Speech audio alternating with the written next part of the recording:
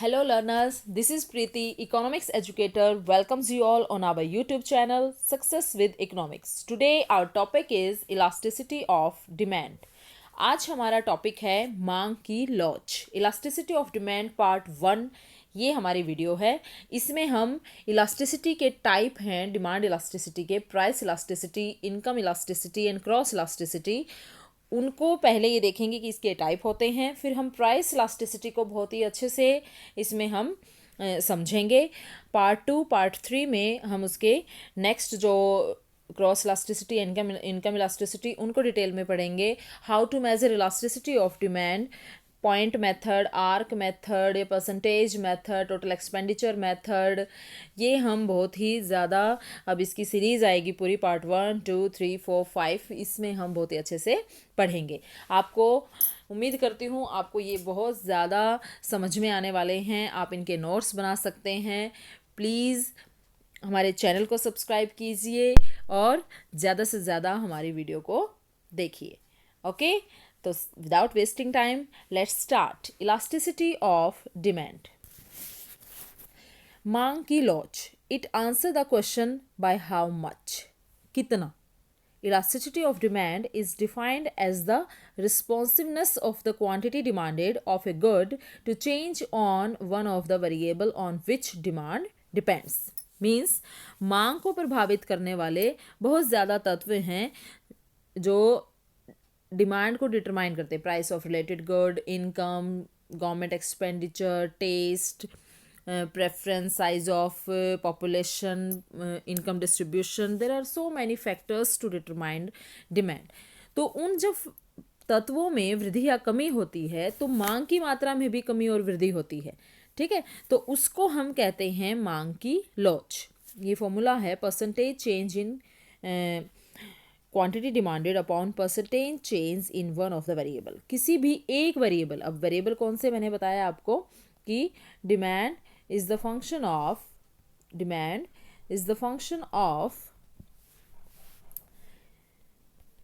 price of related good, income, taste, expectation, weather. There are so many factors. तो इन variable में किसी भी एक में जब चेंज होता है तो उसके हिसाब से जब क्वांटिटी डिमांडेड चेंज होती है तो उसको बोलते हैं इलास्टिसिटी ऑफ डिमांड। जैसे प्राइस में चेंज हुआ और उसकी वजह से क्वांटिटी डिमांडेड चेंज हुई तो उसको बोलेंगे price elasticity of demand.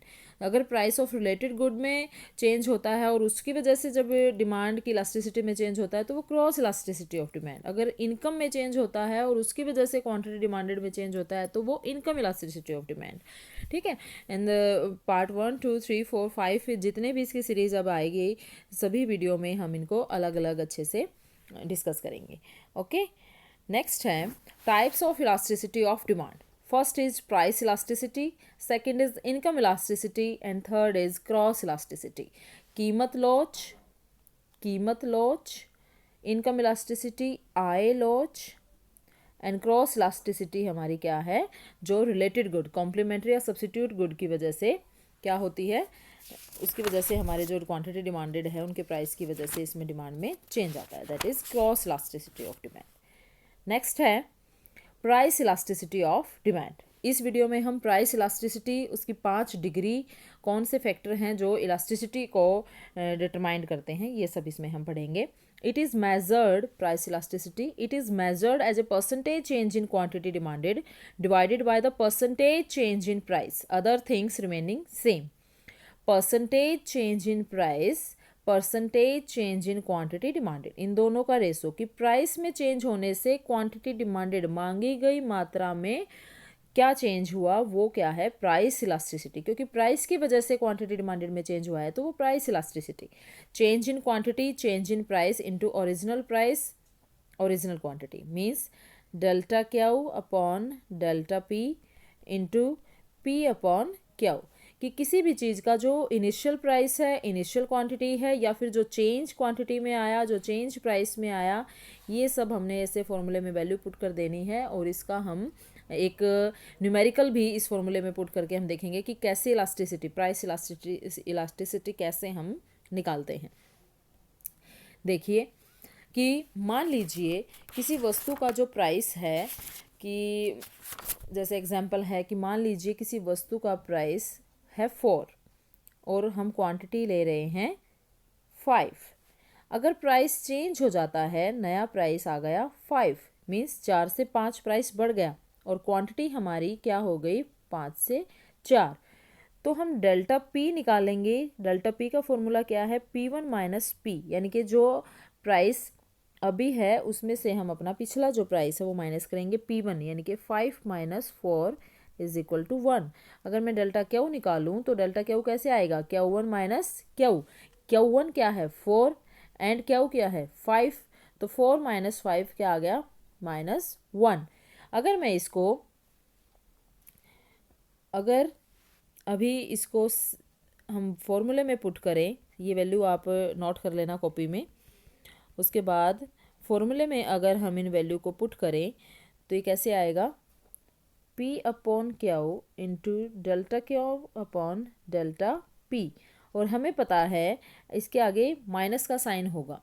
Elasticity of demand, elasticity of demand जब निकालते हैं तो माइनस का फॉर्मूला आगे आएगा, क्योंकि हमें पता है किसी चीज़ का प्राइस बढ़ता है तो डिमांड कम, प्राइस कम होता है डिमांड ज़्यादा, तो नेगेटिव रिलेशन है, इसलिए हमने फॉर्मूले के आगे नेगेटिव साइन लगाया। ठीक है, तो साथ साथ आप कॉपी में लिखते रहेंगे, ये आपको बहुत अच्छे से क्लियर होगा।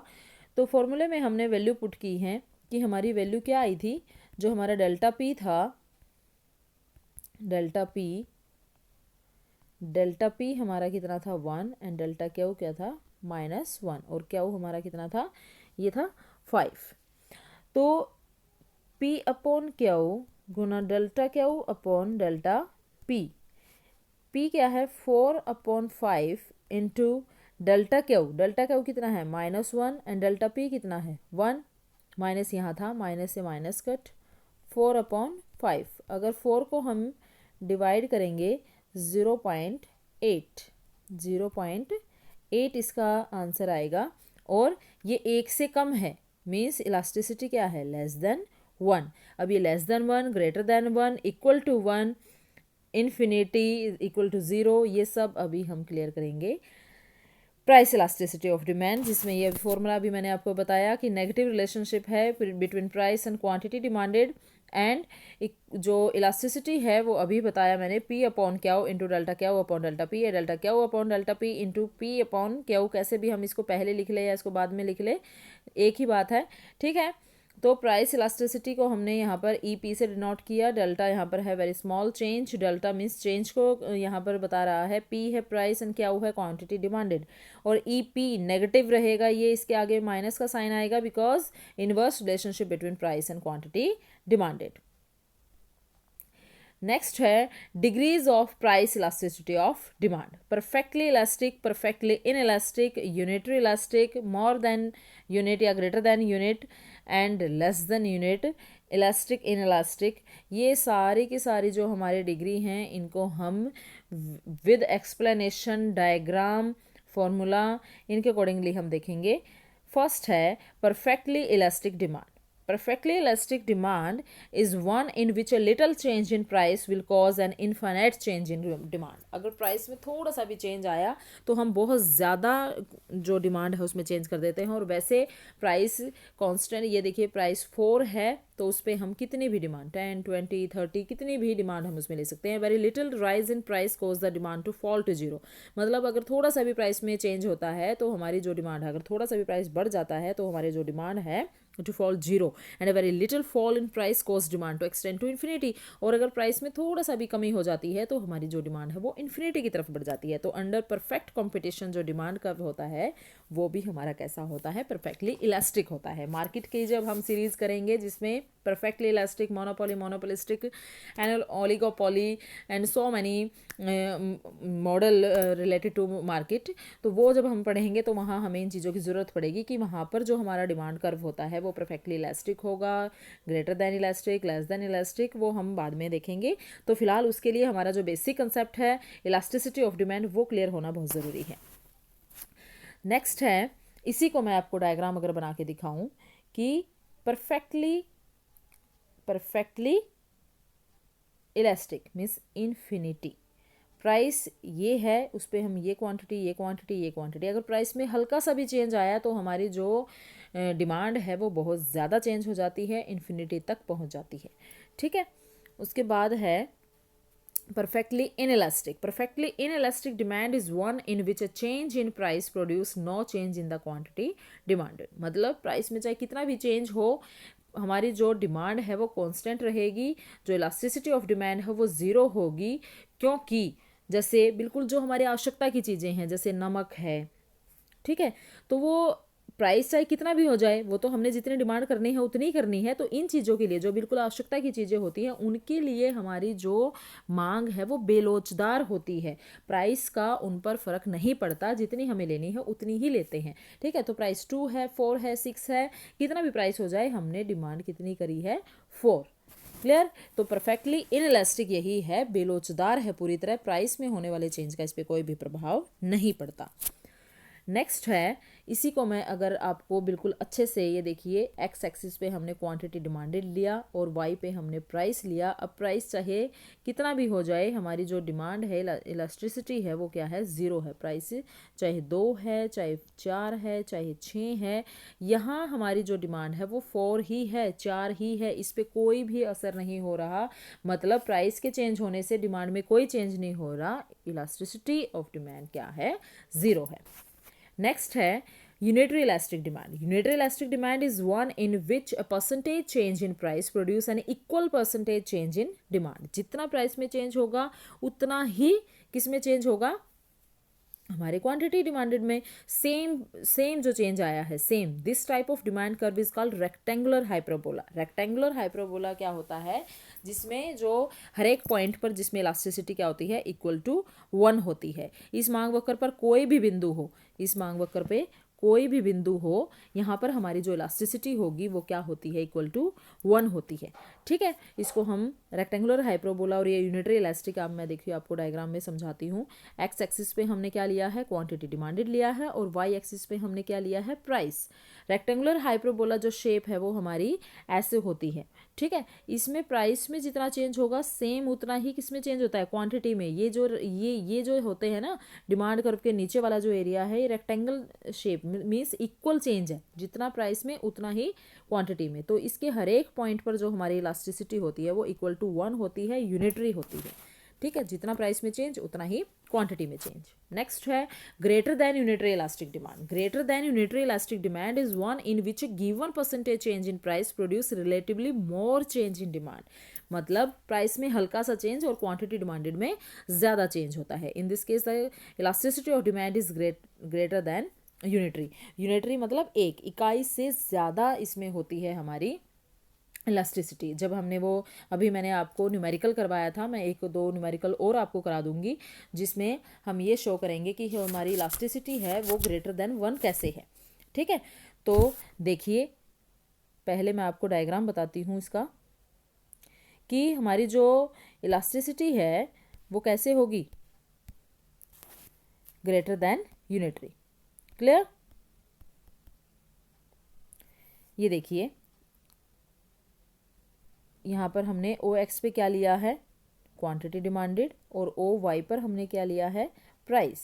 अगर प्राइस में थोड़ा सा भी चेंज है, पहले ये प्राइस है और हम इतनी क्वांटिटी डिमांडेड ले रहे हैं, अगर प्राइस में थोड़ा सा भी चेंज आया तो डिमांड में ज़्यादा चेंज आया, जो हमारा ये डिमांड कर्व बनेगा ये फ्लैटर बनेगा। फ्लैटर बनेगा मीन्स इक्वल टू, ये इसमें रहेगा ग्रेटर देन 1। ठीक है, वहाँ हमारा पीछे क्या था, जितना प्राइस में चेंज उतना ही क्वांटिटी में चेंज था, तो वहाँ इक्वल टू 1 था, और यहाँ पर ग्रेटर देन 1 कि प्राइस में हल्का सा चेंज और क्वांटिटी डिमांडेड में ज़्यादा चेंज, इकाई से ज़्यादा। इसी का मैं आपको एक न्यूमेरिकल और समझाती हूँ। वहाँ भी पहले भी मैंने आपको एक न्यूमेरिकल कराया था, तो एक और न्यूमेरिकल हम करते हैं जिसमें हमें ये क्लियर होगा कि हमारी जो इलास्टिसिटी है वो ग्रेटर देन 1 है।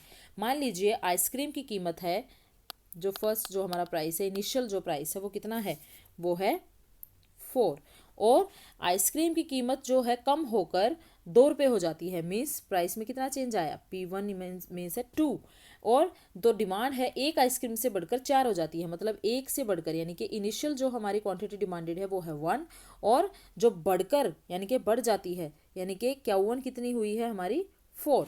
अब देखिए यहाँ पर अगर मैं आपको डेल्टा P निकालना हो हमें, तो मैंने आपको बताया था डेल्टा पी कैसे निकलेगा, P1 माइनस पी, 2 माइनस 1 कितना आया, इक्वल टू 1, ठीक है, equal to 1।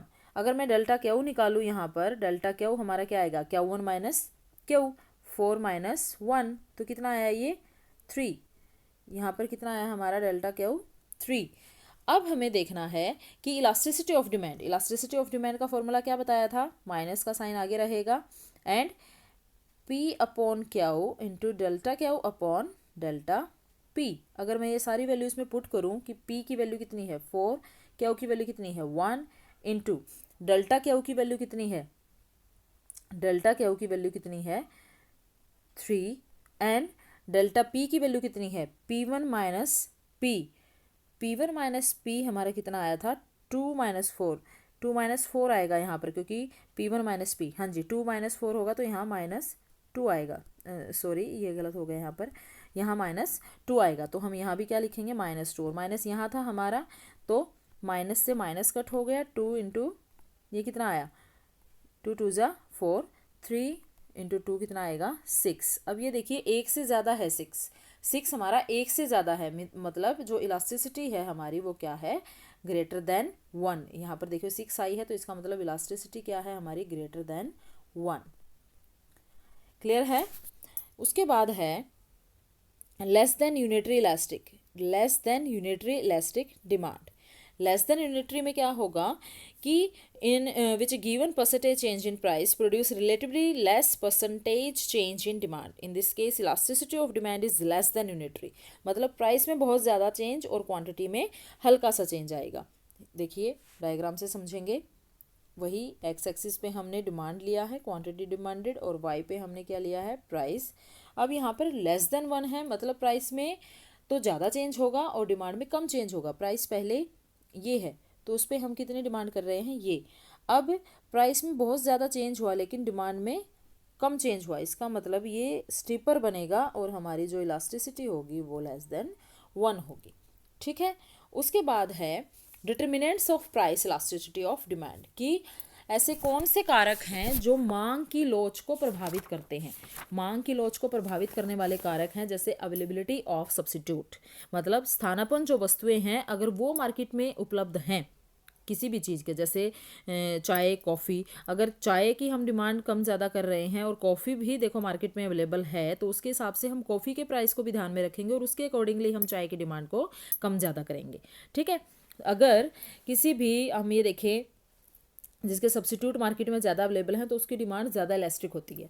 Position of commodity in consumer budget, अगर कंज्यूमर का बजट चेंज हो जाता है तो उसके हिसाब से भी जो हमारी इलास्टिसिटी है मांग है वो जल्दी बदल जाती है। मतलब जिन लोगों की इनकम बहुत ज़्यादा या बहुत कम होती है ना उन पे तो कोई असर होता नहीं है, बहुत ज़्यादा अमीर बंदे को भी कोई फ़र्क नहीं पड़ रहा प्राइस बढ़ने से, बहुत ज़्यादा गरीब को भी कोई फ़र्क नहीं पड़ रहा प्राइस बढ़े कम हो, ठीक है, उसको कोई फ़र्क नहीं पड़ रहा। बट जो मिडिल क्लास वर्ग होता है, जो मिडिल क्लास हैं उनमें क्या होता है प्राइस कम ज़्यादा का उन पर ज़्यादा असर पड़ता है, वहाँ उनकी मांग ज़्यादा लोचदार होती है।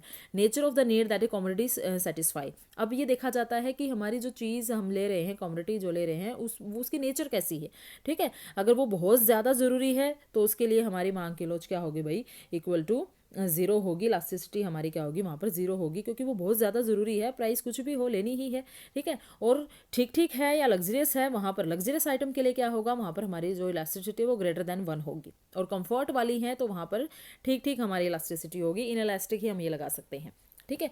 Nature of the use to which a commodity is put, अब नेचर नहीं नंबर ऑफ यूज़, अब कितनी बार हम उस चीज़ को यूज़ करते हैं इस पे भी डिपेंड करता है कि हमारी इलास्टिसिटी कैसी होगी। टाइम पीरियड पे बहुत ज़्यादा डिपेंड करता है, अगर टाइम पीरियड यानी कि कोई चीज़ कम समय में हमें चाहिए, कम समय है, बहुत ही कम ज़्यादा ये है अल्पकाल है बिल्कुल, तो वहाँ मांग की लोच क्या होगी, बेलोचदार होगी और कोई चारा ही नहीं है, ठीक है। कम समय है और ज़्यादा समय है, हमें पता है बहुत ज़्यादा समय पड़ा है अभी तो इस चीज़ को लेने में, पोस्टपोन हम उसको कर सकते हैं इजीली, तो वो लोचदार है। कंज्यूमर की हैबिट, अगर कंज्यूमर को देखो भाई उपभोक्ता भी है कंज्यूमर, ठीक है, तो हमें किसी चीज़ की आदत पड़ जाती है, जैसे चाय है, चाय की ही मान लीजिए हम एडिक्टेड हो जाते हैं तो उसके लिए हमारी जो डिमांड होगी वो क्या होगी, इनइलास्टिक होगी, बेलोचदार होगी, क्योंकि वो फिर उसका प्राइस कुछ भी हो वो तो हमें लेनी ही लेनी है, उसके बिना हमें सेटिस्फेक्शन नहीं मिलेगी। तो there are so many determinants of price elasticity of demand, I hope आपको ये बहुत ज़्यादा समझ में आ चुकी है। ठीक है, आप इसके नोट्स भी बना लेना, एक एक पॉइंट को क्लियरली समझने की कोशिश करना। न्यूमेरिकली भी मैंने इसमें बताए हैं आपको, डायग्राम भी मैंने इसमें बताए हैं, आप उनको एक एक डायग्राम को कॉपी में बना के देखना, बहुत ज़्यादा अच्छे से कंसेप्ट आपके क्लियर होंगे।